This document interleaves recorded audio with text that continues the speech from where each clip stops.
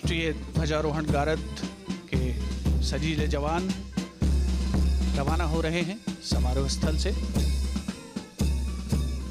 इसमें शामिल थल सेना का प्रतिनिधित्व इस बार किया प्रथम गोरखा राइफल्स ने, क्योंकि 5वीं बटालियन जिसमें भाग ले रही थी। इसकी स्थापना 1942 में धर्मशाला में की गई थी और सभी को प्रतीक्षा प्रधानमंत्री महोदय के उद्बोधन की।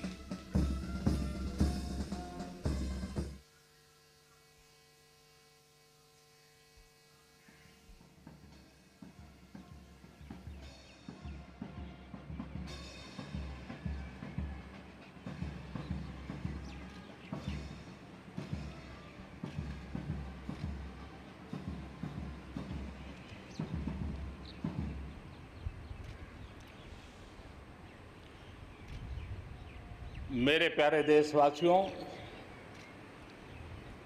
आज़ादी के इस पावन पर्व की सभी देशवासियों को बधाई और बहुत बहुत शुभकामनाएं।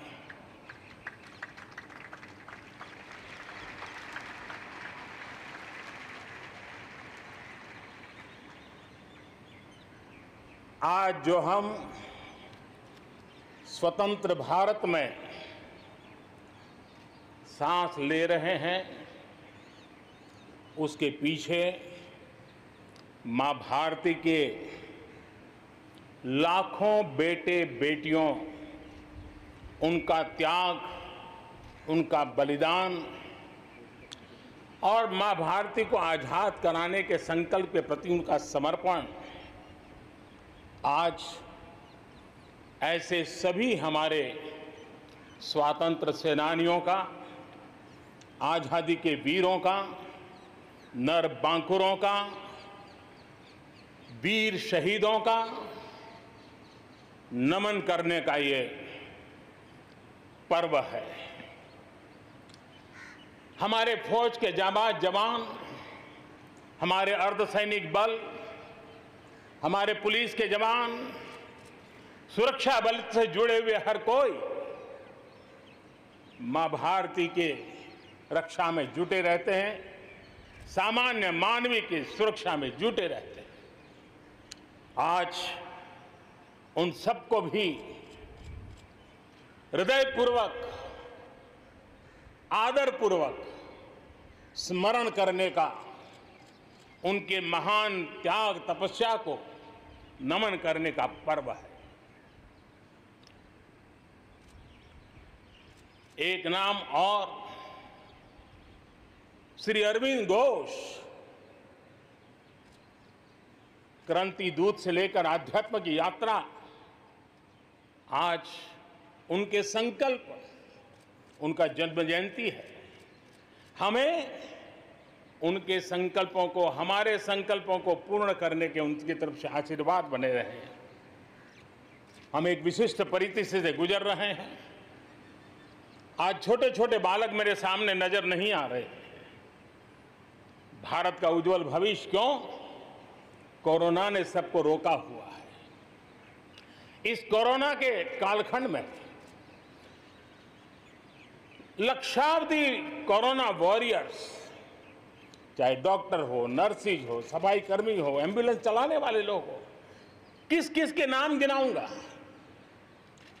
उन लोगों ने इतने लंबे समय तक जिस प्रकार से सेवा परमो धर्मः इस मंत्र को जी करके दिखाया है, पूर्ण समर्पण भाव से मां भारती के लालों की सेवा की है, ऐसे सभी कोरोना वॉरियर्स को भी मैं आज नमन करता हूं। इस कोरोना के कालखंड में अनेक हमारे भाई बहन इस कोरोना के संकट में प्रभावित हुए हैं। कई परिवार प्रभावित हुए हैं। कईयों ने अपनी जान भी गंवाई है। मैं ऐसे सभी परिवारों के प्रति अपनी संवेदनशीलता प्रकट करता हूं और इस कोरोना के खिलाफ मुझे विश्वास है 130 करोड़ देशवासियों की अदम्य इच्छा शक्ति, संकल्प शक्ति हमें उसमें भी विजय दिलाएगी और हम विजयी होके रहेंगे।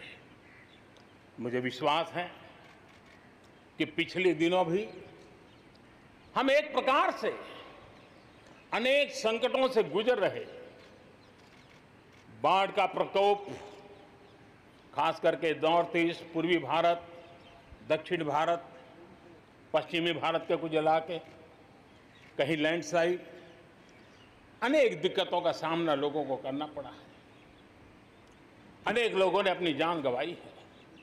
मैं उन परिवारों के प्रति भी मेरी संवेदना व्यक्त करता हूं और राज्य सरकारों के साथ कंधे से कंधा मिलाकर के ऐसी संकट की घड़ी में हमेशा देश एक बनकर के, चाहे केंद्र सरकार हो, राज्य सरकार हो, हम मिलकर के तत्काल जितनी भी मदद पहुंचाने का प्रयास कर सकते हैं, सफलतापूर्वक कर रहे हैं। मेरे प्यारे देशवासियों, आजादी का पर्व हमारे लिए, ये स्वतंत्रता का पर्व आजादी के वीरों को याद कर करके नए संकल्पों की ऊर्जा का एक अवसर होता है। एक प्रकार से हमारे लिए ये नई प्रेरणा लेकर के आता है, नया उमंग, नया उत्साह लेकर के आता है। और इस बार तो हमारे लिए संकल्प करना बहुत आवश्यक भी है और बहुत शुभ अवसर भी है, क्योंकि अगला जब हम आजादी का पर्व मनाएंगे तब हम 75 वर्ष में प्रवेश करेंगे। ये अपने आप में एक बहुत बड़ा अवसर है और इसलिए आज आने वाले 2 साल के लिए बहुत बड़े संकल्प लेकर के हमें चलना है। 130 करोड़ देशवासियों को चलना है। आजादी के 75 वर्ष में जब प्रवेश करेंगे और आजादी के 75 वर्ष जब पूर्ण होंगे, हम हमारे संकल्पों की पूर्ति का एक महापर्व के रूप में उसको भी मनाएंगे। मेरे प्यारे देशवासियों, हमारे पूर्वजों ने अखंड एक निष्ठ तपस्या करके त्याग और बलिदान की उच्च भावनाओं को प्रस्तावित करते हुए हमें जिस प्रकार से आजादी दिलाई है, उन्होंने न्यौछावर कर दिया है। लेकिन हम ये बात न भूलें कि गुलामी के इतने लंबे कालखंड में कोई भी पल ऐसा नहीं था, कोई भी क्षेत्र ऐसा नहीं था कि जब आजादी की ललक न उठी हो, आजादी की इच्छा को लेकर के किसी ने प्रयास न किया हो, जंग न किया हो, त्याग न किया हो और एक प्रकार से जवानी जेलों में खपा दी, जीवन के सारे सपनों को फांसी के फंदों को चूम करके आहूत कर दिया। ऐसे वीरों को नमन करते हुए और फिर एक तरफ सशस्त्र क्रांति का दौर, दूसरी तरफ जन आंदोलन का दौर, पूज्य बापू के नेतृत्व में राष्ट्र जागरण के साथ जन आंदोलन की एक धारा ने आजादी के आंदोलन को एक नई ऊर्जा दी और हम आजादी के पर्व को आज मना पा रहे हैं। इस आजादी के जंग में भारत की आत्मा को कुचलने के भी निरंतर प्रयास हुए हैं, अनगिनत प्रयास हुए हैं। भारत को अपनी संस्कृति, परंपरा, रीत रिवाज, इन सब से उखाड़ फेंकने के लिए क्या कुछ नहीं हुआ। वो कालखंड था, सैकड़ों सालों का कालखंड था। शाम दाम दंड भेद सब कुछ अपने चरम पर था और कुछ लोग तो ये मान के चलते थे कि हम तो यावत चंद्र दिवाकरो यहां पर राज करने के लिए आए हैं। लेकिन आजादी की ललक ने उनके सारे मंसूबों को जमीन दोस्त कर दिया। उनकी सोच थी कि इतना बड़ा विशाल देश, अनेक राजे रजवाड़े, भांति भांति की बोलियां, पहनवेश, खान पान, अनेक भाषाएं, इतनी विविधताओं के कारण बिखरा हुआ देश कभी एक होकर के आजादी का जंग लड़ नहीं सकता है। लेकिन इस देश की प्राण शक्ति वो पहचान नहीं पाए। अंतर्भूत जो प्राण शक्ति है, एकता का सूत्र जो हमें सबको बांध करके रखा हुआ है, उसने आजादी के उस पर्व में पूरी ताकत के साथ जब वो मैदान में आया तो देश आजादी के जंग में विजयी हुआ। हम ये भी जानते हैं कि वो कालखंड था, विस्तारवाद की सोच वालों ने दुनिया में जहां भी फैल सकते के फैलने का प्रयास किया, अपने झंडे गाड़ने की कोशिश की। लेकिन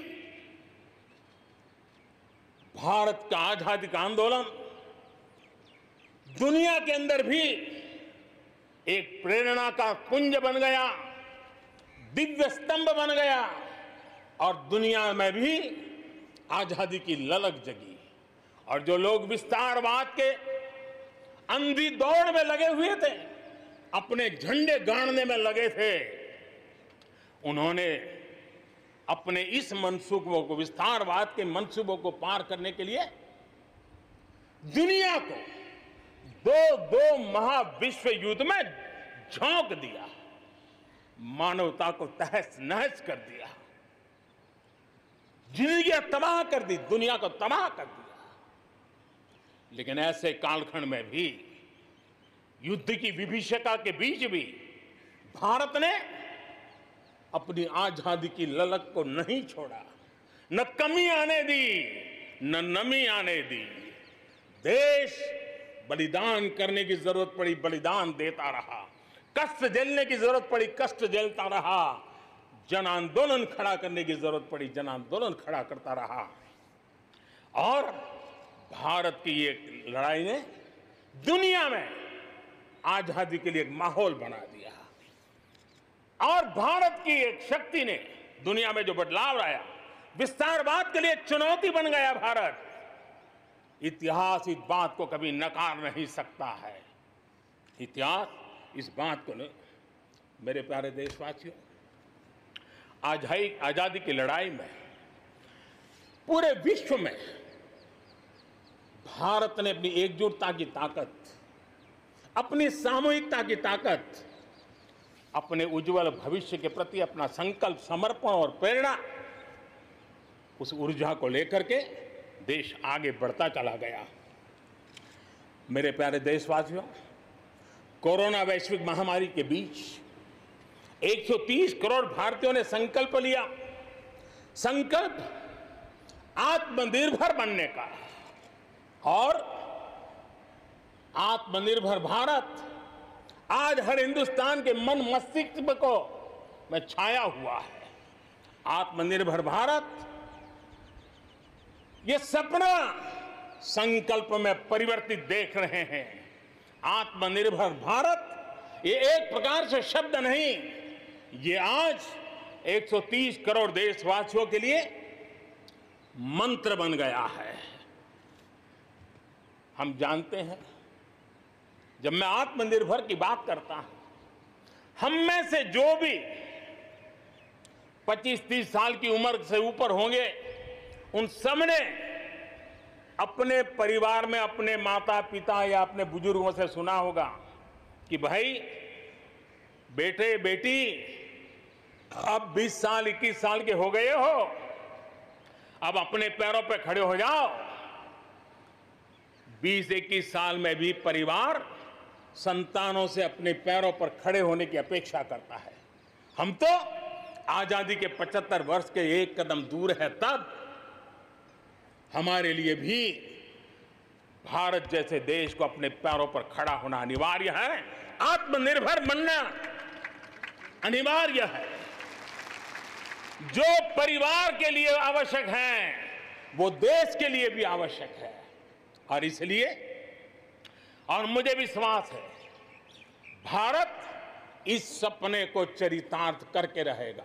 और उसका कारण मेरे देश के नागरिकों के सामर्थ्य पर मुझे यकीन है। मुझे मेरे देश की प्रतिभा पर गर्व है। मुझे देश के युवाओं में, देश की मातृशक्ति में, हमारी महिलाओं में अप्रतिम सामर्थ्य जो है उस पर मेरा भरोसा है। मेरा हिंदुस्तान की सोच, हिंदुस्तान का अप्रोच, इस पर विश्वास है। और इतिहास गवाह है कि भारत एक बार ठान लेता है तो भारत करके रहता है। और इसी के कारण जब हम आत्मनिर्भर की बात करते हैं तो दुनिया को भी उत्सुकता भी है, भारत से अपेक्षा भी है। और इसलिए हमें उस अपेक्षा को पूर्ण करने के लिए अपने आप को योग्य बनाना बहुत आवश्यक है। हमें अपने आप को तैयार करना बहुत आवश्यक है। भारत के चिंतन में भारत जैसे विशाल देश, भारत युवा शक्ति से भरा हुआ देश, आत्मनिर्भर भारत की पहली शर्त होती है आत्मविश्वास से भरा हुआ भारत। उसकी यही नींव होती है और यही विकास को नई गति, नई ऊर्जा देने का सामर्थ्य रहती है। भारत विश्व एक परिवार के संस्कारों से पला बड़ा हुआ है। अगर वेद कहते थे वसुधैव कुटुंबकम, तो विनोबा जी कहते थे जय जगत। और इसलिए हमारे लिए विश्व एक परिवार है। और इसलिए आर्थिक विकास भी हो, लेकिन साथ साथ मानव और मानवता का भी केंद्र स्थान होना चाहिए, इसका महत्व होना चाहिए। उसी को लेकर के हम चलते हैं। आज दुनिया इंटरकनेक्टेड है, आज दुनिया इंटरडिपेंडेंट है।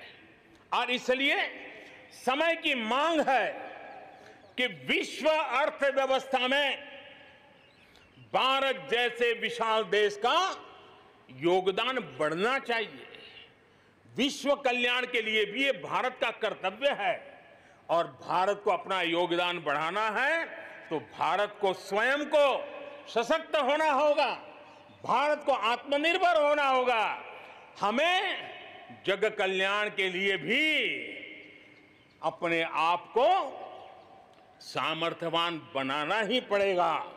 और जब हमारी जड़ें मजबूत होगी, हमारा अपना सामर्थ्य होगा, तो हम दुनिया का भी कल्याण करने की दिशा में कदम उठा सकते हैं। हमारे देश में अथाक प्राकृतिक संपदा है, क्या कुछ नहीं है। आज समय की मांग है कि हमारे इन प्राकृतिक संसाधनों में हम वैल्यू एडिशन करें, हम हमारे मानव संपदा में मूल्य वृद्धि करें, नई ऊंचाइयों पर ले जाएं।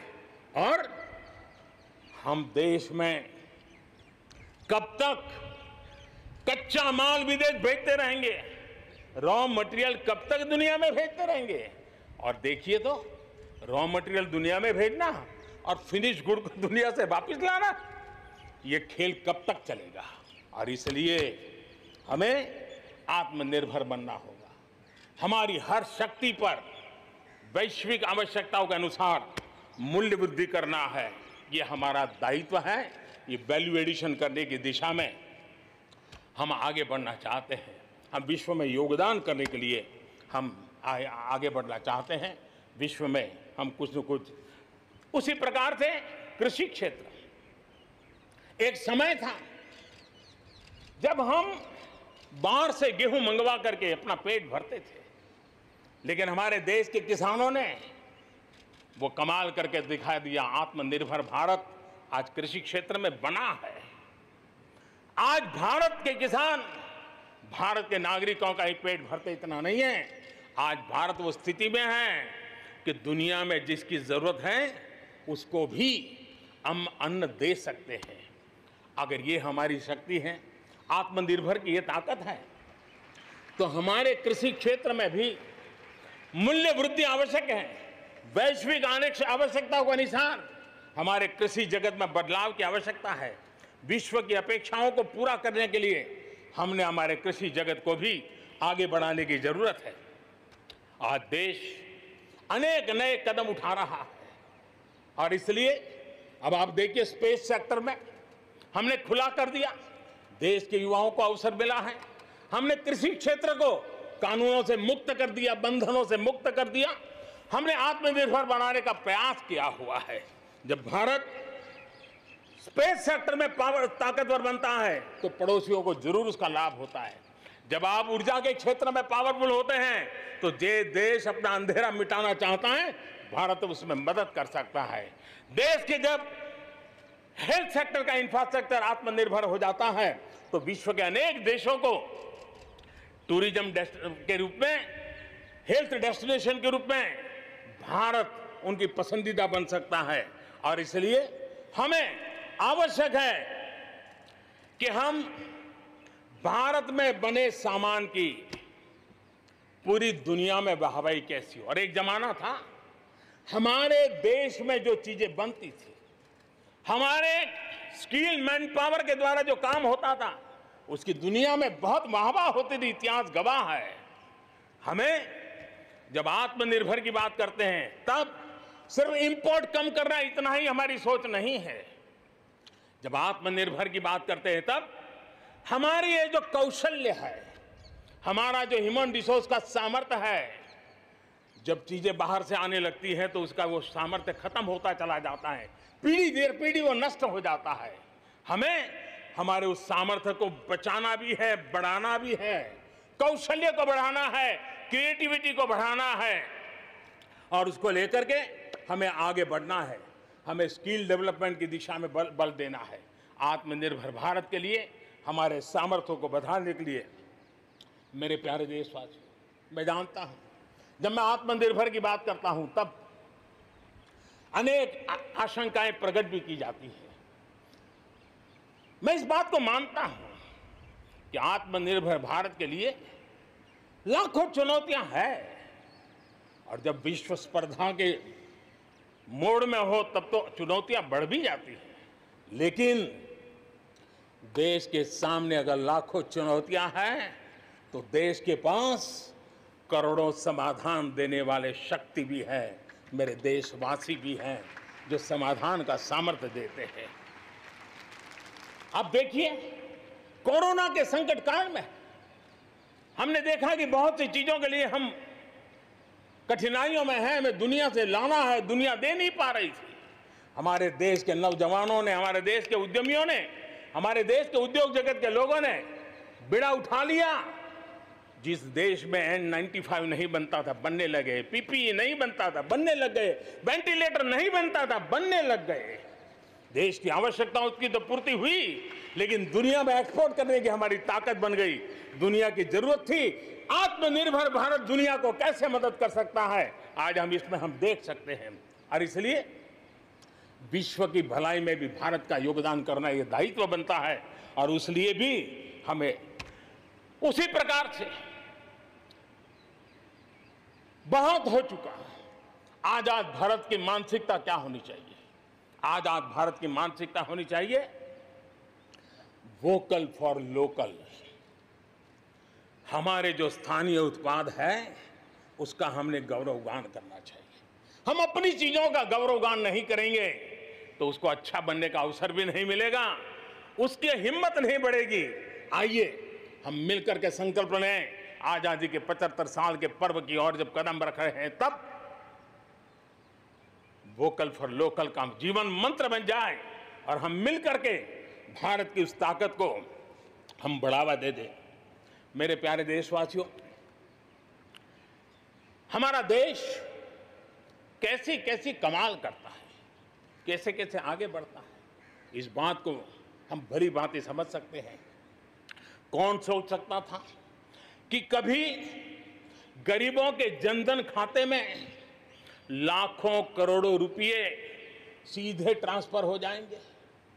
कौन सोच सकता था कि किसानों की भलाई के लिए एपीएमसी जैसा एक्ट में इतने बदलाव हो जाएंगे? कौन सोचता था हमारे व्यापारी आलम पे जो लटकती तलवार थी एसेंशियल कमोडिटी एक्ट इतने सालों के बाद वो भी बदल जाएगा। कौन सोचता था कि हमारा स्पेस सेक्टर हमारे देश के युवाओं के लिए खुला कर दिया जाएगा। आज हम देख रहे हैं, राष्ट्रीय शिक्षा नीति हो, one nation one ration card की बात हो, वन नेशन वन ग्रिड की बात हो, वन नेशन वन टैक्स की बात हो, इंसॉल्वेंसी और बैंकरप्सी कोड उसकी बात हो, चाहे बैंकों को मर्जर करने का प्रयास हो, देश की सच्चाई बन चुकी है, देश की हकीकत है।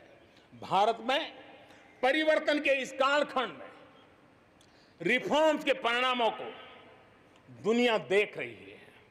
एक के बाद एक दूसरे से जुड़े हुए हम जो रिफॉर्म्स कर रहे हैं उसको दुनिया बहुत बारीकी से देख रही है और उसी का कारण है बीते वर्ष भारत में एफडीआई में अब तक के सारे रिकॉर्ड तोड़ दिए। फॉरेन डायरेक्ट इन्वेस्टमेंट अब तक के सारे रिकॉर्ड तोड़ दिए।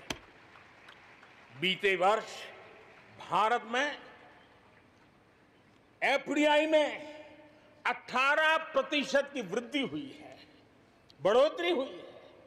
और इसलिए कोरोना काल में भी दुनिया की बड़ी बड़ी कंपनियां भारत की ओर रुख ले रही हैं। ये विश्वास ऐसे ही पैदा नहीं हुआ है, ऐसे ही दुनिया मोहित नहीं हुई है। इसके लिए भारत ने अपनी नीतियों पर, भारत ने अपने लोकतंत्र पर, भारत ने अपनी अर्थव्यवस्था की बुनियाद की मजबूती पर जो काम किए हैं उसने ये विश्वास जगाया है। दुनिया भर के अनेक बिजनेस भारत को सप्लाई चेन के केंद्र के रूप में आज देख रहे हैं। अब हमें मेक इन इंडिया के साथ साथ मेक फॉर वर्ल्ड ये मंत्र को लेकर के भी हमें आगे बढ़ना है। 130 करोड़ देशवासियों का सामर्थ्य, जब एक ही समय में, जरा याद कीजिए पिछले कुछ दिन, और 130 करोड़ देशवासियों के सामर्थ्य के लिए गर्व कीजिए। कोरोना के इस महाकालखंड में एक तरफ चक्रवात, पूरब में भी चक्रवात, पश्चिम में भी चक्रवात, बिजली गिरने से अनेक लोगों की मौत की खबरें, कहीं पर बार बार भूस्खलन की घटनाएं, छोटे मोटे भूकंप के झटके इतना कम था तो हमारे किसानों के लिए टिड्डी दल की आपत्तियां आई। न जाने एक साथ एक के बाद एक मुसीबतों का अंबार लग गया। लेकिन उसके बावजूद भी देश जरा भी अपना विश्वास नहीं खोया। देश आत्मविश्वास के साथ आगे बढ़ता जाया गया। देशवासियों के जीवन को, देश की अर्थव्यवस्था को कोरोना के प्रभाव से जल्दी बाहर निकालना आज हमारी प्राथमिकता है। इसमें अहम भूमिका रहेगी नेशनल इंफ्रास्ट्रक्चर पाइपलाइन प्रोजेक्ट की। इस पर 110 लाख करोड़ उससे भी ज्यादा खर्च किए जाएंगे। इसके लिए अलग अलग सेक्टर्स में लगभग 7,000 प्रोजेक्ट्स की पहचान कर ली गई है। इससे देश के ओवरऑल इंफ्रास्ट्रक्चर डेवलपमेंट को एक नई दिशा भी मिलेगी, एक नई गति भी मिलेगी। और इससे हमेशा ये कहा जाता है, ऐसे संकट की घड़ी में जितना ज्यादा इंफ्रास्ट्रक्चर को बल दिया जाए ताकि आर्थिक गतिविधि बढ़ती है, लोगों को रोजगार मिलता है, काम मिलता है, उसके जुड़े हुए कई काम एक साथ चल जाते हैं। छोटे बड़े उद्योग, किसान, हर मध्यम वर्ग को इसका बहुत लाभ होता है। और आज मैं एक बात स्मरण करना चाहता हूं, जब अटल बिहारी वाजपेयी हमारे देश के प्रधानमंत्री थे, तब उन्होंने स्वर्णिम चतुर्भुज की एक बहुत बड़ी दूरगामी असर पैदा करने वाली योजना को प्रारंभ किया था और देश के रोड नेटवर्क के इंफ्रास्ट्रक्चर को नेक्स्ट जनरेशन पर ले गए थे। आज भी वो स्वर्णिम चतुर्भुज की तरफ देश बड़े गर्व से देख रहा है। हाँ, हमारा हिंदुस्तान बदल रहा है, देख रहा है। मेरे प्यारे देशवासियों, अटल जी ने अपने समय में एक काम किया, लेकिन अब हमें उसे आगे ले जाना है, हमें नई ओर ले जाना है। और अब हम साइलोज में नहीं चल सकते। हम इंफ्रास्ट्रक्चर को, रोड का रोड वाला काम करेगा, रेल का रेल में चला जाएगा, न रेल का रोड से संबंध, न रोड का रेल से संबंध, न एयरपोर्ट का पोर्ट से संबंध, न पोर्ट का एयरपोर्ट से संबंध, न रेलवे स्टेशन का बस से संबंध, बस स्टेशन से संबंध, न बस स्टेशन का रेलवे। ऐसी स्थिति नहीं चले। अब हमें सारा इंफ्रास्ट्रक्चर एक कॉम्प्रिहेंसिव हो, इंटीग्रेटेड हो, एक दूसरे के पूरक हो। रेल से रोड पूरक हो, रोड से सी पोर्ट पूरक हो, सी पोर्ट से पोर्ट पूरक हो। ये हमें एक नए सदी के लिए हमें मल्टी मॉडल कनेक्टिविटी इंफ्रास्ट्रक्चर, इसको जोड़ने के लिए हम अब आगे बढ़ रहे हैं और ये एक नया आयाम होगा। बहुत बड़ा सपना लेकर के इस पर काम शुरू किया है और मुझे विश्वास है ये साइलोस को खत्म करके हमारे इस सारी व्यवस्था को एक नई ताकत देंगे। इसके साथ साथ हमारे समुद्री तट, विश्व व्यापार में समुद्री तटों का अपना बहुत महत्व होता है। जब हम पोर्ट लेड डेवलपमेंट को लेकर के चले हैं, तब हम आने वाले दिनों में समुद्री तट के पूरे हिस्से में 4 लेन रोड बनाने की दिशा में एक आधुनिक इंफ्रास्ट्रक्चर के लिए हम काम करेंगे। मेरे प्यारे देशवासियों, हमारे यहाँ शास्त्रों में एक बहुत बड़ी बात और बड़ी महत्वपूर्ण बात कही गई है। हमारे यहाँ शास्त्रों में कहा गया है, सामर्थ्य मूलम स्वातंत्रम, सामर्थ्य मूलम स्वातंत्रम, श्रम मूलम च वैभवम, श्रम मूलम च वैभवम। यानी किसी समाज की, किसी भी राष्ट्र की आजादी का स्रोत उसका सामर्थ्य होता है और उसके वैभव, उन्नति, प्रगति का स्रोत उसकी श्रम शक्ति है। और इसलिए सामान्य नागरिक, शहर हो या गांव, उसकी मेहनत का कोई मुकाबला नहीं है। मेहनत का समाज को जब सुविधाएं मिलती है, जीवन का संघर्ष, रोजमर्रा की मुसीबतें कम होती है, तो उसकी ऊर्जा, उसकी शक्ति बहुत खिल उठती है, बड़े कमाल करके देती है। बीते 6 वर्षों में देश के मेहनतकश नागरिकों का जीवन बेहतर बनाने के लिए अनेक विविध कामों का सिलसिला चलाया गया है, अनेक अभियान चलाए गए हैं। आप देखिए, बैंक खाता हो, पक्के घर की बात हो, इतनी बड़ी मात्रा में शौचालय बनाने हो, हर घर में बिजली कनेक्शन पहुंचाना हो, माताओं बहनों को धुएं से मुक्त करने के लिए गैस का कनेक्शन देना हो, गरीब से गरीब को बीमा सुरक्षा देने का प्रयास हो, 5 लाख रुपए तक अच्छे से अच्छे अस्पताल में मुफ्त इलाज कराने के लिए आयुष्मान भारत योजना हो, राशन की दुकानों को टेक्नोलॉजी जोड़ने की बात हो, हर गरीब, हर व्यक्ति बिना किसी भेदभाव के पूरी पारदर्शिता के साथ उसको लाभ पहुंचाने में पिछले 6 साल ने बहुत अच्छी तरह प्रगति की है। कोरोना के संकट में भी इन व्यवस्थाओं में बहुत मदद मिली है। इस दौरान करोड़ों गरीब परिवारों को मुफ्त गैस सिलेंडर पहुंचना, राशन कार्ड हो या न हो, 80 करोड़ से ज्यादा मेरे देशवासियों को उनके घर का चूल्हा जलता रहे, 80 करोड़ देशवासियों को मुफ्त में अनाज पहुंचाने का काम हो, 90,000 करोड़ रुपए से ज्यादा सीधे बैंक खाते में पैसे ट्रांसफर हो। कुछ वर्ष पहले तो सोच भी नहीं सकते थे, कल्पना ही नहीं कर सकते थे कि दिल्ली 1 रुपया से 1 रुपया निकले और 100 के 100 पैसे गरीब के खाते में जमा हो जाए।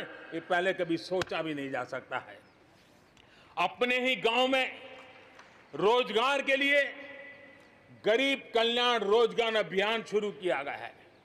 श्रमिक साथी खुद को रीस्किल करे, अपस्किल करे, इस पर विश्वास करते हुए, श्रम शक्ति पे भरोसा करते हुए, गांव के संसाधनों पर भरोसा करते हुए, हम वोकल फॉर लोकल को बल देते हुए, रीस्किल अपस्किल के द्वारा हम हमारे देश की श्रम शक्ति को, हमारे गरीबों को एम्पावर करने की दिशा में हम काम कर रहे हैं। शहर में हमारे जो श्रमिक हैं, क्योंकि आर्थिक गतिविधि का केंद्र शहर है, गांव से लोग दूर दूर से शहरों में आते हैं। स्ट्रीट वेंडर्स हो, रेडी पटरी वाले लोग हो, आज बैंकों से उनको सीधा पैसा देने की योजना चल रही है। लाखों लोगों ने इतने कम समय में, कोरोना के कालखंड में इसका फायदा उठाया है। अब उनको कहीं से ज्यादा ब्याज से खानगी स्तर पर पैसे लेने की जरूरत नहीं पड़ेगी, बैंक से वो अधिकार से अपने पैसे ले पाएगा। उसी प्रकार से जब शहर में हमारे श्रमिक आते हैं, उनको रहने की अगर अच्छी सुविधा मिल जाए तो उनकी कार्य क्षमता में भी बहुत बढ़ोतरी होती है। और इसी बात को ध्यान में रखते हुए शहर के अंदर उनके लिए हमने आवास की व्यवस्था की एक बहुत बड़ी योजना बनाई है, ताकि शहर के अंदर जब श्रमिक आएगा तो वो अपने काम के लिए मुक्त मन से, पूरे विश्वास के साथ आगे बढ़ पड़ेंगे। मेरे प्यारे देशवासियों, ये भी सही है कि विकास की इस यात्रा में भी हमने देखा है, जैसे समाज जीवन में कुछ तबके पीछे रह जाते हैं, गरीबी से बाहर निकल नहीं पाते हैं, वैसे राष्ट्र जीवन में भी कुछ क्षेत्र होते हैं, कुछ भूभाग होते हैं, कुछ इलाके होते हैं जो पीछे रह जाते हैं। आत्मनिर्भर भारत बनाने के लिए हमारे लिए संतुलित विकास बहुत आवश्यक है। और हमने 110 से ज्यादा आकांक्षी जिले आइडेंटिफाई किए हैं। उन 110 जिले जो एवरेज से भी पीछे हैं, उनको राज्य की और राष्ट्र की एवरेज तक ले आना है। सभी पैरामीटर में लेता है। वहां के लोगों को बेहतर शिक्षा मिले, वहां के लोगों को बेहतर स्वास्थ्य सुविधाएं मिले, वहां के लोगों को रोजगार के स्थानीय अवसर पैदा हो। और उसके लिए लगातार हमने इन 110 जिले जो हमारी विकास यात्रा में कहीं पीछे छूट गए हैं, उनको आगे ले जाने के लिए प्रयास कर रहे हैं। मेरे प्यारे देशवासियों, आत्मनिर्भर भारत की अहम प्राथमिकता आत्मनिर्भर कृषि और आत्मनिर्भर किसान, और इसको हम कभी भी नजरअंदाज नहीं कर सकते हैं। किसान को पिछले दिनों हमने देखा है, एक के बाद एक रिफॉर्म आजादी के इतने सालों के बाद किए गए हैं। किसान को तमाम बंधनों से मुक्त करना हो, वो काम हमने कर दिया है। आप सोच नहीं सकते होंगे, हमारे देश में आप अगर साबुन बनाते हैं, हिंदुस्तान के कोने में जाके साबुन बेच सकते हैं। आप अगर कपड़ा बनाते हैं, हिंदुस्तान के किसी कोने में जाके कपड़ा बेच सकते हैं। आप चीनी बनाएं, आप चीनी बेच सकते हैं। लेकिन मेरा किसान, बहुत लोगों को पता नहीं होगा, मेरे देश का किसान जो उत्पादन करता था, न वो अपनी मर्जी से बेच सकता था, न अपनी मर्जी से जहां बेचना चाहता था वहां बेच सकता था। उसके लिए जो दायरा तय किया था वहीं बेचना पड़ता था। उस सारे बंधनों को हमने खत्म कर दिया है। अब हिंदुस्तान का किसान उस आजादी की सांस को ले पाएगा, ताकि वो हिंदुस्तान के किसी में भी, दुनिया के किसी भी कोने में अपना माल बेचना चाहता है, वो अपने टर्म्स पर बेच पाएगा। इस बात को हमने किसान की आय को बढ़ाने के लिए अनेक वैकल्पिक चीजों को भी बल दिया है।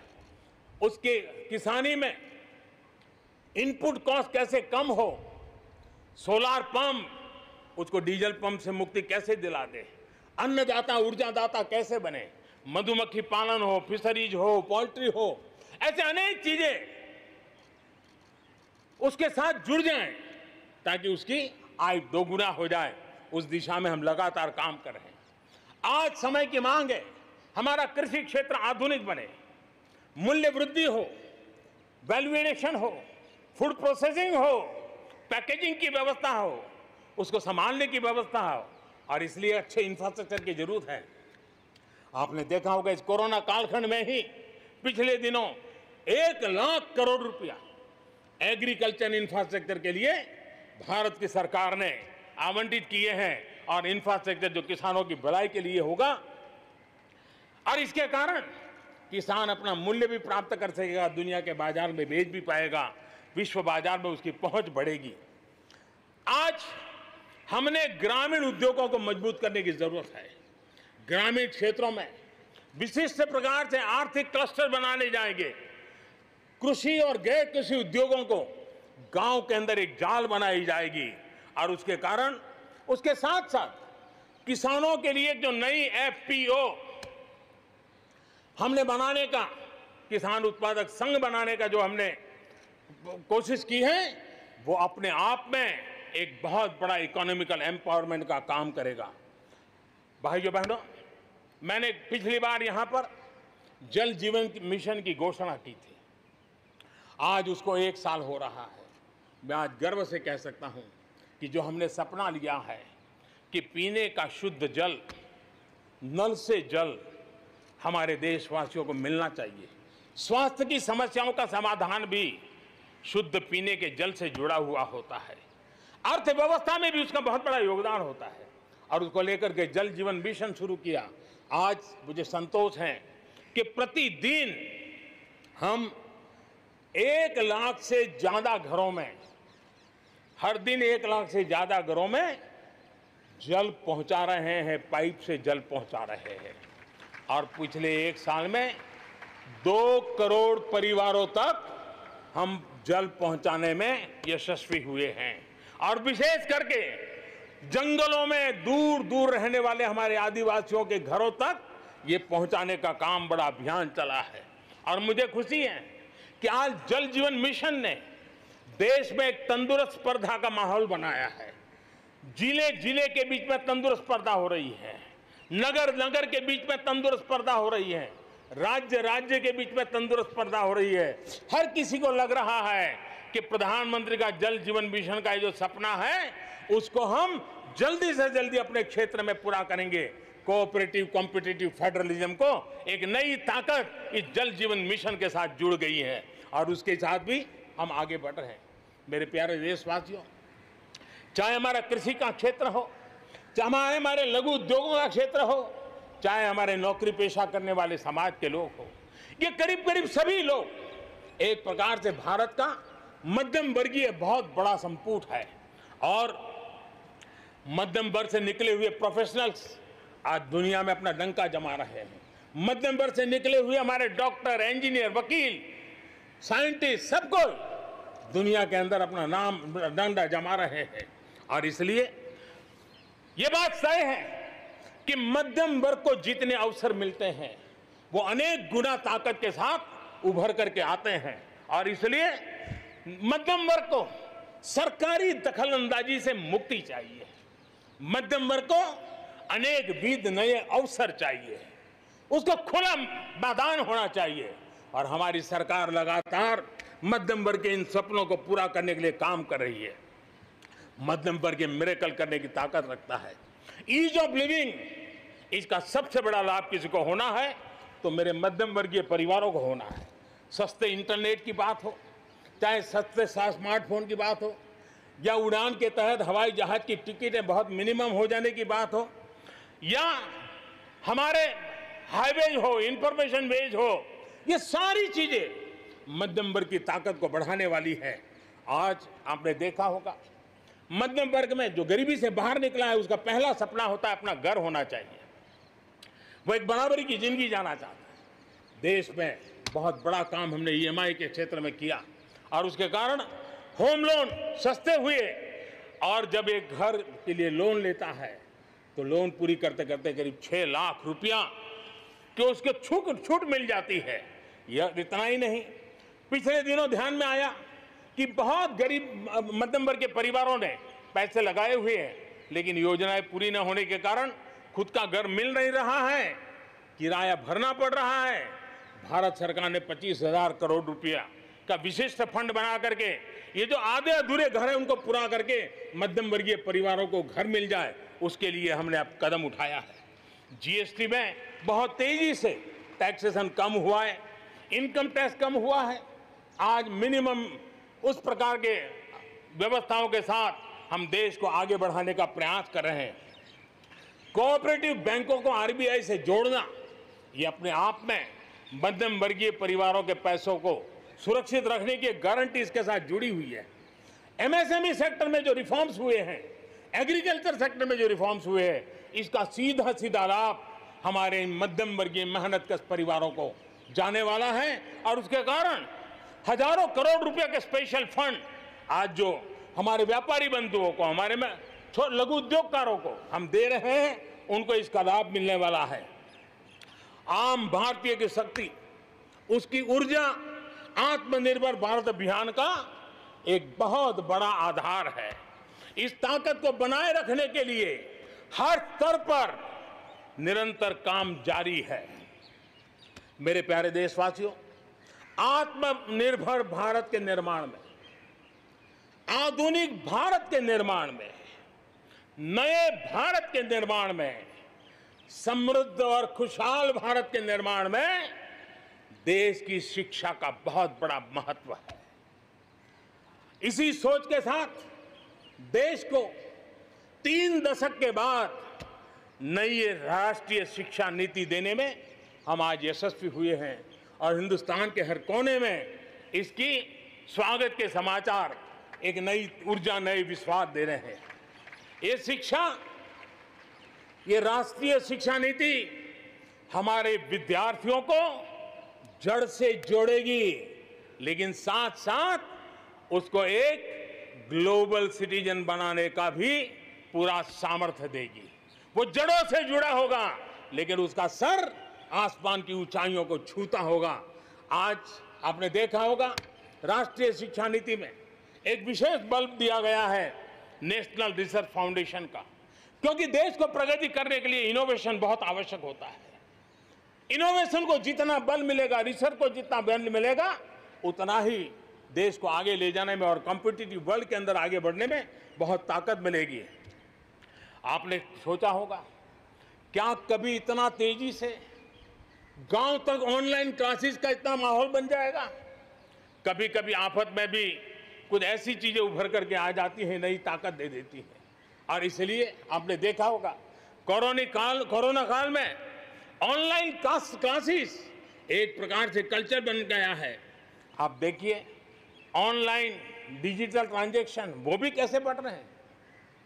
भीम यूपीआई गत 1 महीने में, यानी किसी को भी गर्व होगा कि भारत जैसे देश में यूपीआई भीम के द्वारा गत 1 महीने में 3 लाख करोड़ रुपए का ट्रांजैक्शन हुआ है।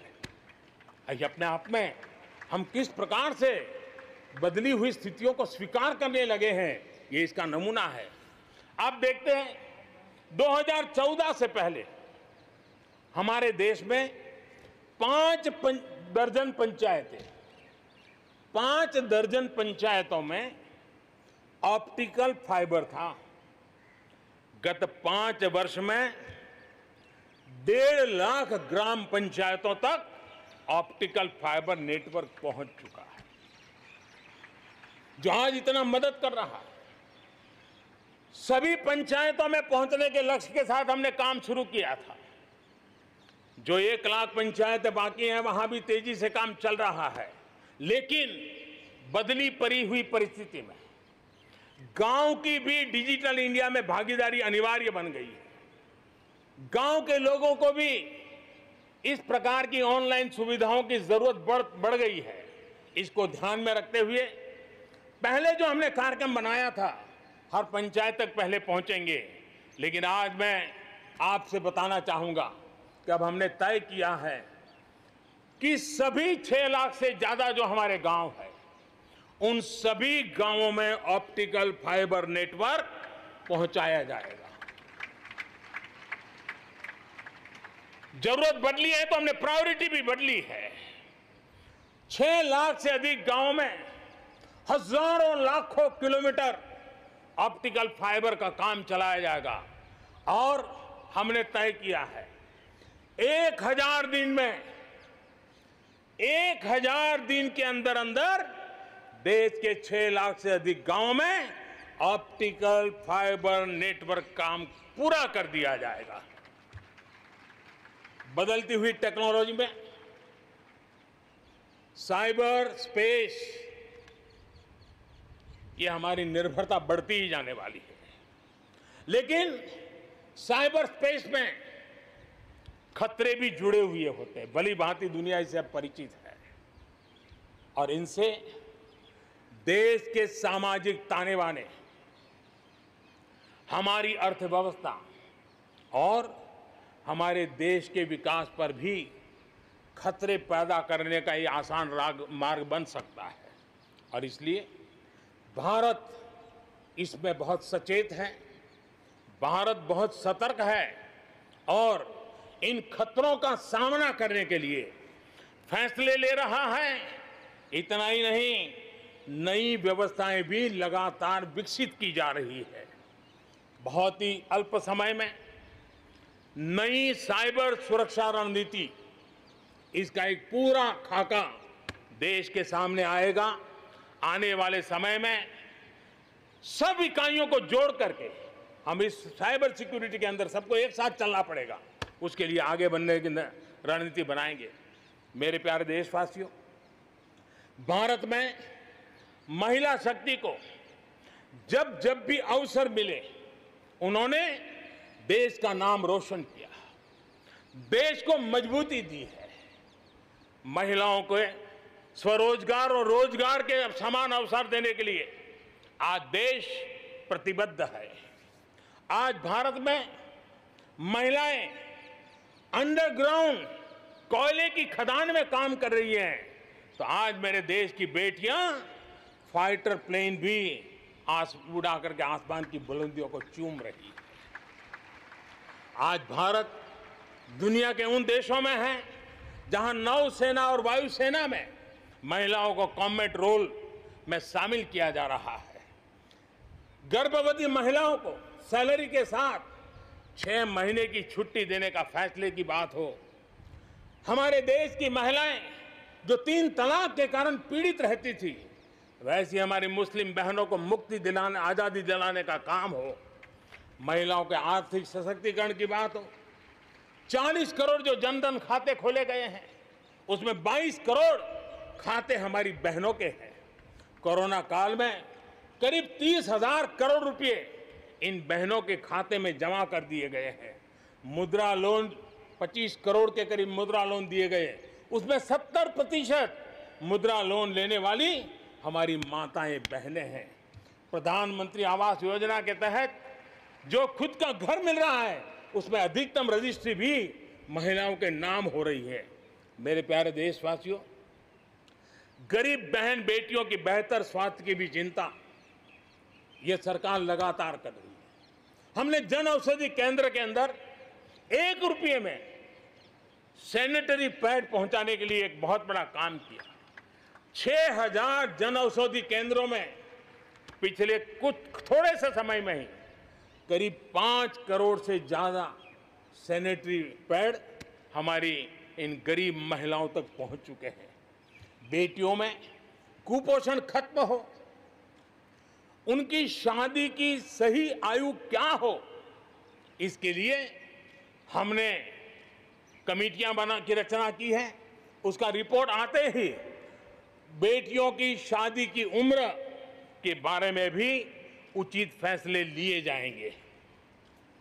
मेरे प्यारे देशवासियों, इस कोरोना के सेक्टर में कालखंड में हेल्थ सेक्टर की तरफ ध्यान जाना बहुत स्वाभाविक है, और इसलिए आत्मनिर्भर की सबसे बड़ी सीख हमें हेल्थ सेक्टर ने इस संकट के काल में सिखा दी है, और उस लक्ष्य में प्राप्त करने के लिए हमें आगे भी बढ़ना है। अब देखिए, कोरोना के समय, उसके पूर्व हमारे देश में सिर्फ एक लैब थी टेस्टिंग के लिए। आज 1400 लैब्स का नेटवर्क है, हिंदुस्तान के हर कोने में फैला हुआ है। जब कोरोना का संकट आया तो एक दिन में सिर्फ 300 टेस्ट हो पाते थे। इतने कम समय में हमारे लोगों ने वो शक्ति दिखा दी है कि आज हर दिन 7 लाख से ज्यादा टेस्ट हम कर पाए। कहाँ 300 से शुरू किया था और कहाँ हम 7 लाख तक पहुंच गए। देश में नए एम्स, नए मेडिकल कॉलेज का निर्माण, आधुनिकीकरण की दिशा में निरंतर प्रयास ये हम कर रहे हैं। 5 साल में MBBS, MD में 45,000 से ज्यादा स्टूडेंट्स के लिए सीटों की बढ़ोतरी की गई है। गांव में 1.5 लाख से ज्यादा वेलनेस सेंटर, और उसमें से करीब 1/3 तो ऑलरेडी कार्यरत हो गए हैं, जिन्होंने इस कोरोना में बहुत बड़ी मदद की है। कोरोना के काल में वेलनेस सेंटर्स की भूमिका ने गांव की बहुत बड़ी मदद की है। हेल्थ सेक्टर में आज से एक बहुत बड़ा अभियान शुरू होने जा रहा है और उसमें टेक्नोलॉजी का भी बहुत बड़ा रोल रहेगा। आज से नेशनल डिजिटल हेल्थ मिशन उसका भी आरंभ किया जा रहा है। भारत के हेल्थ सेक्टर में ये एक नई क्रांति ले आएगा। इलाज में आने वाली परेशानियां कम करने के लिए टेक्नोलॉजी का बहुत सुविचारित रूप से उपयोग होगा। प्रत्येक भारतीय को हेल्थ आईडी दी जाएगी। ये हेल्थ आईडी प्रत्येक भारतीय के स्वास्थ्य खाते की तरह काम करेगी। आपके हर टेस्ट, हर बीमारी, आपको किस डॉक्टर के पास कौन सी दवा ली थी, उनका क्या डायग्नोसिस था, कब दी थी, आपकी रिपोर्ट क्या थी, ये सारी जानकारी इस एक हेल्थ आईडी में आपको समाहित की जाएगी। डॉक्टर से अपॉइंटमेंट हो, पैसा जमा करना हो, अस्पताल में पर्ची बनवाने की भागदौड़ हो, तमाम दिक्कतें नेशनल डिजिटल हेल्थ मिशन के माध्यम से अनेक मुसीबतों से मुक्ति मिलेगी और उत्तम स्वास्थ्य के लिए हमारा कोई भी नागरिक सही फैसले कर पाएगा। ये व्यवस्था उससे होने वाली है। मेरे प्यारे देशवासियों, जब भी अब कोरोना की बात आती है तो एक बात स्वाभाविक है, हर किसी के मन में सवाल है, कोरोना की वैक्सीन कब तैयार होगी? ये सवाल हर एक के मन में है, पूरी दुनिया में है। मैं आज देशवासियों को कहना चाहूंगा, देश के हमारे वैज्ञानिकों की प्रतिभा एक ऋषि मुनि की तरह लेबोरेटरी में जी जान से जुटे हुए अखंड एक निष्ठ तपस्या कर रहे हैं, बड़ी कड़ी मेहनत कर रहे हैं और भारत में एक नहीं, दो नहीं, तीन वैक्सीन उसके टेस्टिंग के अलग अलग चरण में है। वैज्ञानिकों से जब हरी झंडी मिल जाएगी, बड़े पैमाने पर प्रोडक्शन होगा और उसकी तैयारियां भी पूरी तरह रेडी हैं और तेजी से प्रोडक्शन के साथ वैक्सीन हर भारतीय तक कम से कम समय में कैसे पहुंचे, उसका खाका भी तैयार है, उसका रूपरेखा भी तैयार है। मेरे प्यारे देशवासियों, हमारे देश में अलग अलग जगहों पर विकास की तस्वीर अलग अलग है। कुछ क्षेत्र बहुत आगे हैं, कुछ क्षेत्र बहुत पीछे हैं। ये असंतुलन आत्मनिर्भर भारत के सामने एक महत्वपूर्ण चुनौती मैं मान सकता हूं और इसलिए जैसा मैंने प्रारंभ में कहा, 110 आकांक्षी जिलों पर हम बल दे रहे हैं, उसको विकास की बराबरी लाना चाहते हैं। हम विकास के इकोसिस्टम बनाना, कनेक्टिविटी को सुधारना, ये हमारी प्राथमिकता है। अब आप देखिए, हिंदुस्तान का पश्चिमी भाग और हिंदुस्तान को मध्य से देखिए, हिंदुस्तान का पूर्वी भाग, पूर्वी उत्तर प्रदेश हो, बिहार हो, बंगाल हो, नॉर्थ ही हो, उड़ीसा हो, ये सारे हमारे क्षेत्र अपार संपदा है, प्राकृतिक संपदा के भंडार है। यहाँ के लोग सामर्थ्यवान है, शक्तिवान है, प्रतिभावान है, लेकिन अवसरों के अभाव में ये क्षेत्र हमारे असंतुलन रहा है और इसलिए हमने अनेक नए कदम उठाए। ईस्टर्न डेडिकेटेड फ्रेट कॉरिडोर हो, पूर्व में गैस पाइपलाइन से जोड़ने की बात हो, नए रोड रेल का इंफ्रास्ट्रक्चर खड़ा करना हो, वहां नए पोर्ट बनाने हो, यानी एक प्रकार से पूरा डेवलपमेंट के लिए जो इंफ्रास्ट्रक्चर का खाका होना चाहिए, बड़ा होलिस्टिक तरीके से विकसित हम कर रहे हैं ताकि हमारे क्षेत्र भी विकास की दिशा में। उसी प्रकार से लेह लद्दाख करगिल जम्मू कश्मीर एक क्षेत्र, एक प्रकार से इस क्षेत्र को 1 वर्ष पूर्व 370 से आजादी मिल चुकी है, 1 साल पूरा हो चुका है। ये 1 साल जम्मू कश्मीर के एक नई विकास यात्रा का बड़ा महत्वपूर्ण पड़ाव है। ये 1 साल वहां महिलाओं को, दलितों को मूलभूत अधिकारों को देने वाला कालखंड रहा है।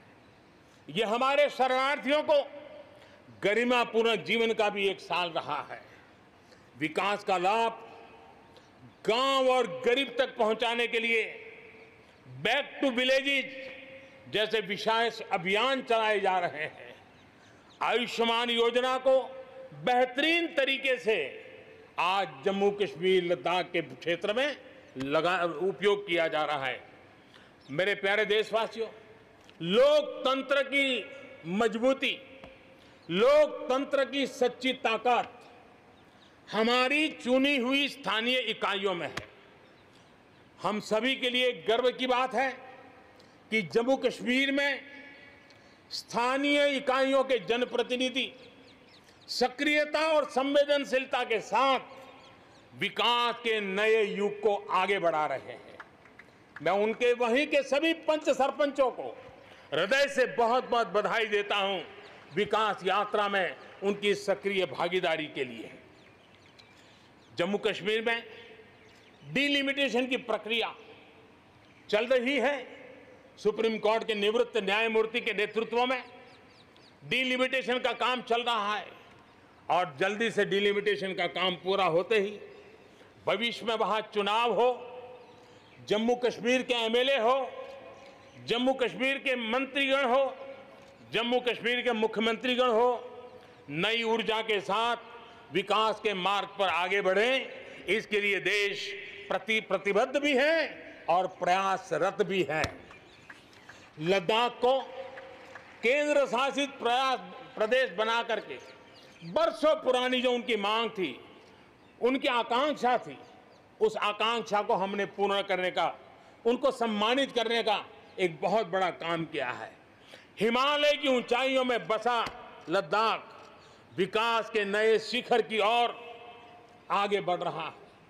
अब सेंट्रल यूनिवर्सिटी वहां पर बन रही है, नए रिसर्च सेंटर बन रहे हैं, होटल मैनेजमेंट के कोर्सेज वहां चल रहे हैं। बिजली के लिए 7,500 मेगावाट के सोलर पार्क के निर्माण की योजना बन रही है। लेकिन मेरे प्यारे देशवासियों, लद्दाख की कई विशेषता हैं। उन विशेषताओं को हमें संभालना भी है, संवारना भी है। और जैसे सिक्किम ने, हमारे नॉर्थ ईस्ट में सिक्किम ने अपनी एक ऑर्गेनिक स्टेट की पहचान बनाई है, वैसे ही लद्दाख, लेह, करगिल, ये पूरा क्षेत्र हमारे देश के लिए कार्बन न्यूट्रल इकाई के रूप में उसकी पहचान बना सकता है। और इसके लिए भारत सरकार वहां के नागरिकों के साथ मिलकर के एक नमूना रूप, प्रेरणा रूप कार्बन न्यूट्रल और वो भी विकास का मॉडल, वहां की आवश्यकताओं की पूर्ति वाला मॉडल, उस दिशा में हम आगे बढ़ रहे हैं।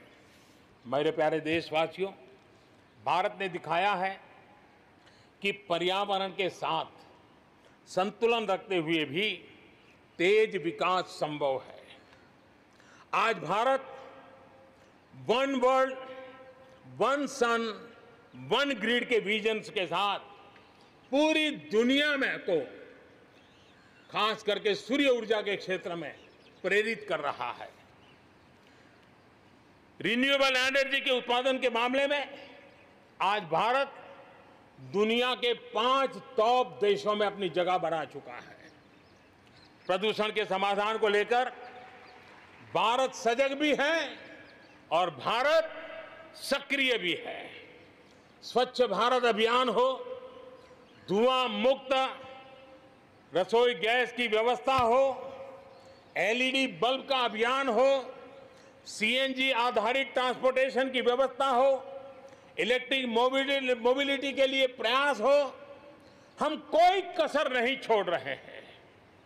पेट्रोल से प्रदूषण को कम करने के लिए इथेनॉल उत्पादन को बढ़ाने पर और उसके इस्तेमाल पर बल दिया जा रहा है।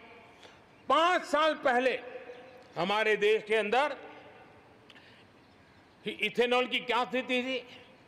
5 साल पहले हमारे देश में 40 करोड़ लीटर उत्पादन होता था।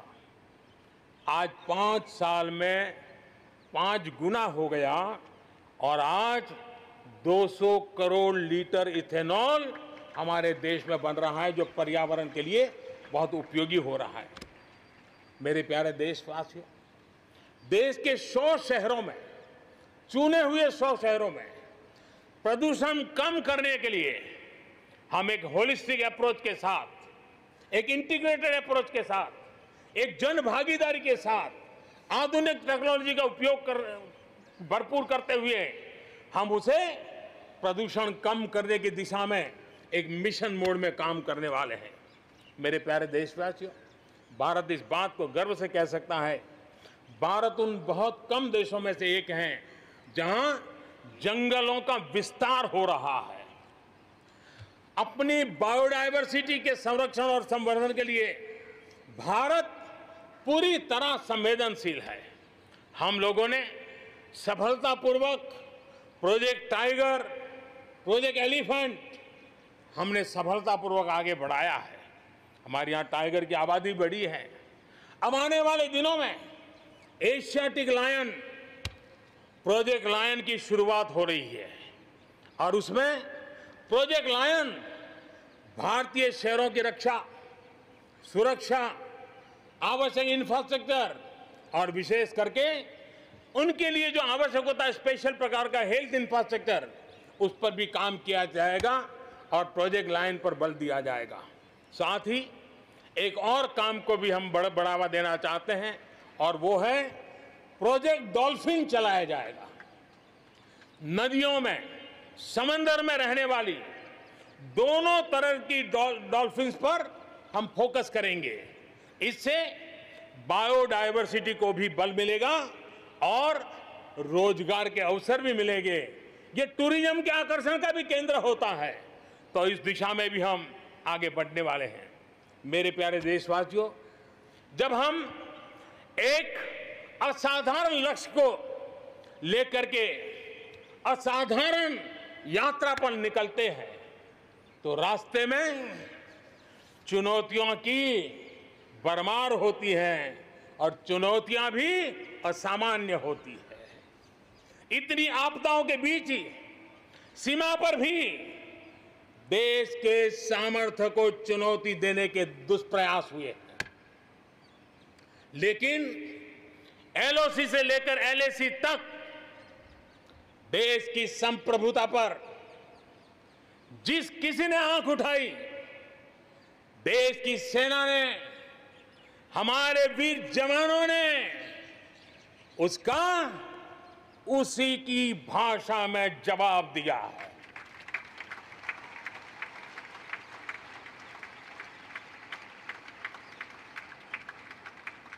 भारत की संप्रभुता की रक्षा के लिए पूरा देश एक जोश से भरा हुआ है,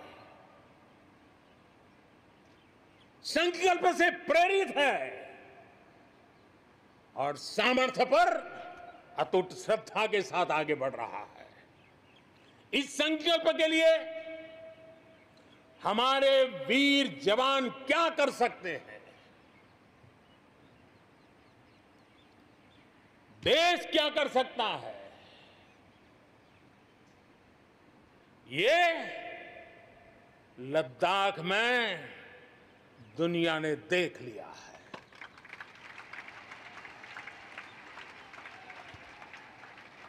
मैं आज मातृभूमि पर न्योछावर उन सभी वीर जवानों को लाल किले की प्राचीर से आदरपूर्वक नमन करता हूं।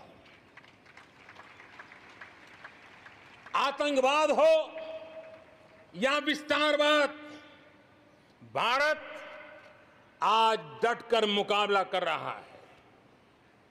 आज दुनिया पर का भारत पर विश्वास और मजबूत हुआ है। पिछले दिनों संयुक्त राष्ट्र सुरक्षा परिषद के अस्थायी सदस्य के रूप में 192 में से 192 में से 184 देशों का भारत को समर्थन मिलना, ये हमारे हर हिंदुस्तानी के लिए गर्व दिलाता है। विश्व में हमने कैसी अपनी पहुंच बनाई है, उसका यह उदाहरण है। और यह तभी संभव होता है जब भारत खुद मजबूत हो, भारत सशक्त हो, भारत सुरक्षित हो। इसी सोच के साथ आज अनेक मोर्चों पर काम किया जा रहा है। मेरे प्यारे देशवासियों, हमारे पड़ोसी देशों के साथ, चाहे वो हमसे जमीन से जुड़े हो या समंदर से, अपने संबंधों का हम सुरक्षा, विकास और विश्वास की साझेदारी के साथ जोड़ रहे हैं। भारत का लगातार प्रयास है कि अपने पड़ोसी देशों के साथ हम अपने सदियों पुराने सांस्कृतिक, आर्थिक और सामाजिक रिश्तों को और गहराई दें। दक्षिण एशिया में दुनिया की 1/4 जनसंख्या रहती है। हम सहयोग और सहभागिता से इतनी बड़ी जनसंख्या के विकास और समृद्धि की अनगिनत संभावनाएं पैदा कर सकते हैं। इस क्षेत्र के देशों के सभी नेताओं की इस विशाल जनसमूह के विकास और प्रगति के लिए बहुत बड़ी जिम्मेदारी है, एक अहम जिम्मेदारी है। उसे निभाने के लिए दक्षिण एशिया के इन सभी क्षेत्र के सभी लोगों को, राजनेताओं को, शासकों को, बुद्धिजीवियों को भी मैं आह्वान करता हूं, इस पूरे क्षेत्र में जितनी शांति होगी, जितना सौहार्द होगा, उतनी ही ये मानवता के काम आएगी, मानवता के हित में होगा। पूरी दुनिया का हित इसमें समाहित है। आज पड़ोसी सिर्फ वो ही नहीं है जिनसे हमारी भौगोलिक सीमाएं मिलती है, बल्कि वे भी हैं जिनसे हमारे दिल मिलते हैं। जहां रिश्तों में समरसता होती है, मेलजोल रहता है। मुझे खुशी है कि बीते कुछ समय में भारत ने एक्सटेंडेड नेबरहुड के सभी देशों के साथ अपने संबंधों को और मजबूत किया है। पश्चिम एशिया के देशों से हमारे राजनीतिक, आर्थिक और मानवीय संबंधों की प्रगति में कई गुना तेजी आई है। विश्वास अनेक गुना बढ़ गया है। इन देशों के साथ हमारे आर्थिक संबंध, खासकर ऊर्जा क्षेत्र में भागीदारी बहुत महत्वपूर्ण है। इनसे कई देशों में, इन सभी देशों में, ज्यादातर देशों में बहुत बड़ी संख्या में हमारे भारतीय भाई बहन काम कर रहे हैं। जिस प्रकार इन देशों ने कोरोना के संकट के समय भारतीयों की मदद की, भारत सरकार के अनुरोध का सम्मान किया, उसके लिए भारत उन सभी देशों का आभारी है और मैं अपना आभार प्रकट करना चाहता हूं। इस प्रकार हमारे पूर्व के आसियान देश, जो हमारे मैरीटाइम पड़ोसी भी हैं, वो भी हमारे लिए बहुत विशेष महत्व रखते हैं। इनके साथ भारत का हजारों वर्ष पुराना धार्मिक और सांस्कृतिक संबंध है। बौद्ध धर्म की परंपराएं हमें उनसे जोड़ती है।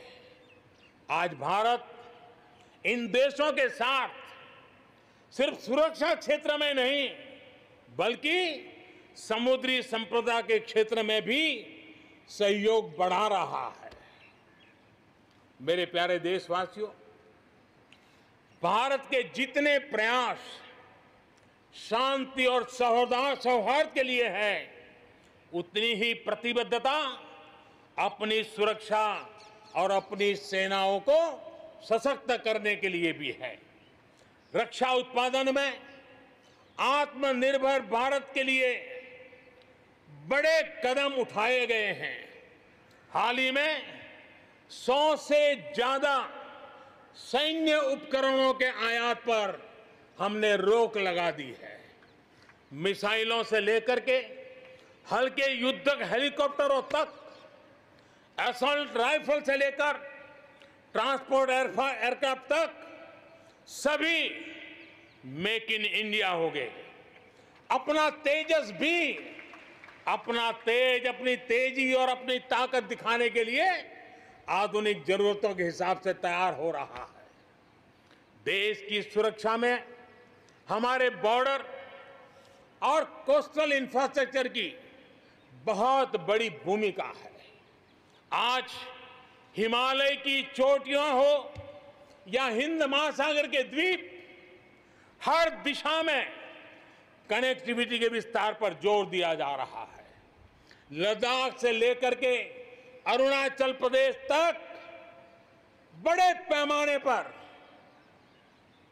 हमारे देश की सुरक्षा को ध्यान में रखते हुए नई सड़कें तैयार की गई हैं।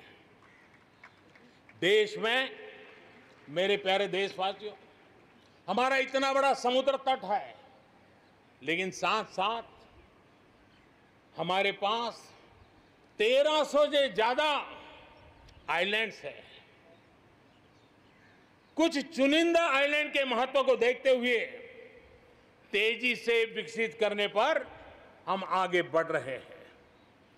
आपने देखा होगा, पिछले सप्ताह 5 दिन पहले अंडमान निकोबार में submarine optical fibre cable project का लोकार्पण हुआ। अंडमान निकोबार को भी चेन्नई और दिल्ली जैसी इंटरनेट सुविधा अब उपलब्ध होगी। अब हम आगे लक्षद्वीप को भी इसी तरह जोड़ने के लिए काम को आगे बढ़ाने वाले हैं। अगले 1000 दिन में लक्षद्वीप को भी तेज इंटरनेट की सुविधा से जोड़ने का हमने लक्ष्य रखा है। बॉर्डर और कोस्टल एरिया के युवाओं के विकास, उसको भी सुरक्षा को केंद्र में रखते हुए विकास के मॉडल की दिशा में हम आगे बढ़ रहे हैं। और उसमें एक कदम, एक बड़ा अभियान हम शुरू कर रहे हैं। हमारे जो बॉर्डर इलाके हैं, हमारे जो कोस्टल इलाके हैं, वहाँ के करीब 173 डिस्ट्रिक्ट हैं जो किसी न किसी देश की सीमा या समुद्री तट से जुड़े हुए हैं। आने वाले दिनों में एनसीसी का विस्तार उन बॉर्डर डिस्ट्रिक्ट के नौजवानों के लिए किया जाएगा। बॉर्डर एरिया के कैडेट्स को हम करीब करीब 1 लाख नए एनसीसी के कैडेट तैयार करेंगे और उसमें 1/3 हमारी बेटियां हो, ये भी प्रयास रहेगा। बॉर्डर एरिया के कैडेट्स को सेना प्रशिक्षित करेगी।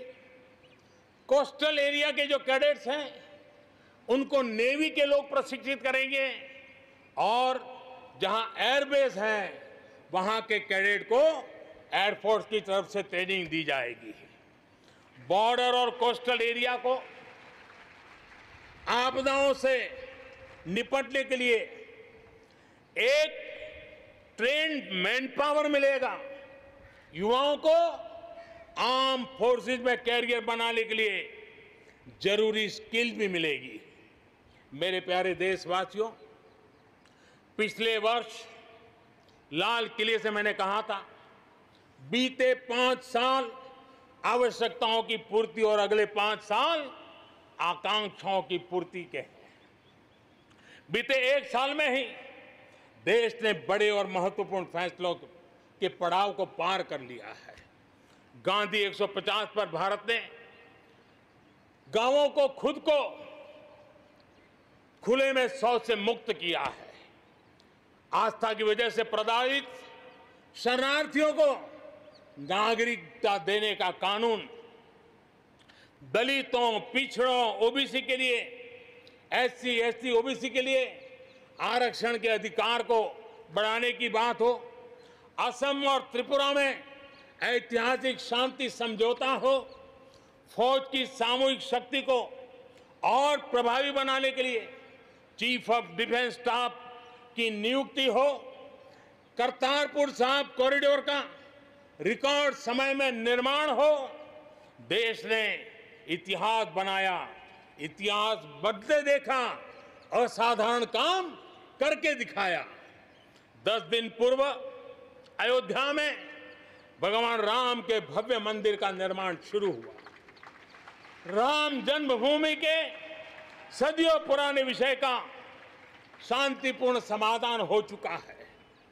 देश के लोगों ने जिस संयम के साथ और समझदारी के साथ आचरण किया है, व्यवहार किया है, यह अभूतपूर्व है और भविष्य के लिए हमारे लिए प्रेरणा का कारण है।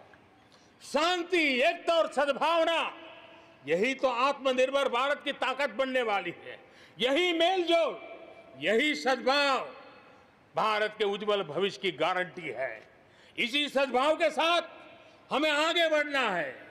विकास में के इस महायज्ञ में हर हिंदुस्तानी को अपनी कुछ न कुछ आहुति देनी है। इस दशक में भारत नई नीति और नई रीति के साथ ही आगे बढ़ेगा। जब साधारण से काम नहीं चलेगा, अब होती है चलती का वक्त अब चला गया। हमें दुनिया में किसी से कम नहीं, हम सबसे ऊपर रहने का प्रयास करेंगे और इसलिए हम सर्वश्रेष्ठ उत्पादन, सर्वश्रेष्ठ ह्यूमन रिसोर्सेज, सर्वश्रेष्ठ गवर्नेंस, हर चीज में सर्वश्रेष्ठ के लक्ष्य को लेकर के आजादी के 75 साल के लिए हमें आगे बढ़ना है। हमारी पॉलिसीज, हमारे प्रोसेस, हमारे प्रोडक्ट्स, सब कुछ उत्तम से उत्तम हो, बेस्ट हो, तभी एक भारत श्रेष्ठ भारत की परिकल्पना साकार होगी। आज हमें फिर से संकल्प लेने की जरूरत है। ये संकल्प आजादी के लिए बलिदान देने वालों के सपनों को पूरा करने का हो। ये संकल्प 130 करोड़ देशवासियों के लिए हो। ये संकल्प हमारी आने वाली पीढ़ियों के लिए हो, उनके उज्जवल भविष्य के लिए हो। ये संकल्प आत्मनिर्भर भारत के लिए हो। हमें शपथ लेनी होगी, हमें प्रतिज्ञा करनी होगी। हम आयात को कम कम से कम करने की दिशा में योगदान करेंगे। हम अपने लघु उद्योगों को सशक्त करेंगे। हम सब लोकल के लिए वोकल बनेंगे और हम ज्यादा इनोवेट करेंगे। हम एम्पावर करेंगे अपने युवाओं को, महिलाओं को, आदिवासियों को, दिव्यांगों को, दलितों को, गरीबों को, गांव को, पिछड़ों को, हर किसी को। आज भारत ने असाधारण गति से असंभव को संभव किया है। इसी इच्छा शक्ति, इसी लगन, इसी जज्बे के साथ प्रत्येक भारतीय को आगे बढ़ना है। वर्ष 2022 हमारी आजादी के 75 वर्ष का पर्व अब बस आ ही गया है। हम एक कदम दूर है। हमें दिन रात एक कर देना है। 21वीं सदी का ये तीसरा दशक हमारे सपनों को पूरा करने का दशक होना चाहिए। कोरोना बड़ी विपत्ति है, लेकिन इतनी बड़ी नहीं कि आत्मनिर्भर भारत की विजय यात्रा को वो रोक पाए। मैं देख सकता हूं एक नए प्रभात की लालिमा, एक नए आत्मविश्वास का उदय, एक नए आत्मनिर्भर भारत का शंखनाद। एक बार फिर आप सभी को स्वाधीनता दिवस की कोटि कोटि शुभकामनाएं। आइए मेरे साथ दोनों हाथ के ऊपर करके पूरी ताकत से बोलिए, भारत माता की, भारत माता की, भारत माता की, वंदे वंदे वंदे, जय हिंद।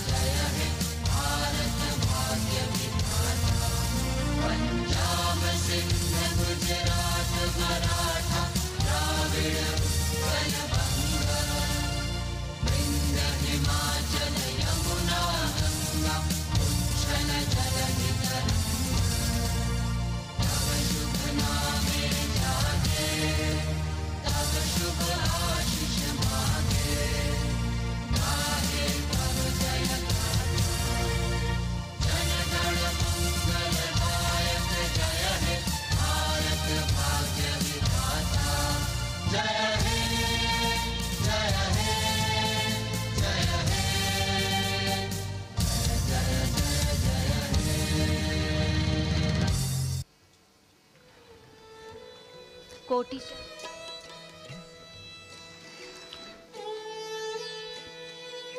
माननीय प्रधानमंत्री महोदय ने 74वें स्वाधीनता दिवस के अवसर पर अपने उद्बोधन में देश के सामने जो प्राथमिकताएं हैं उनका उल्लेख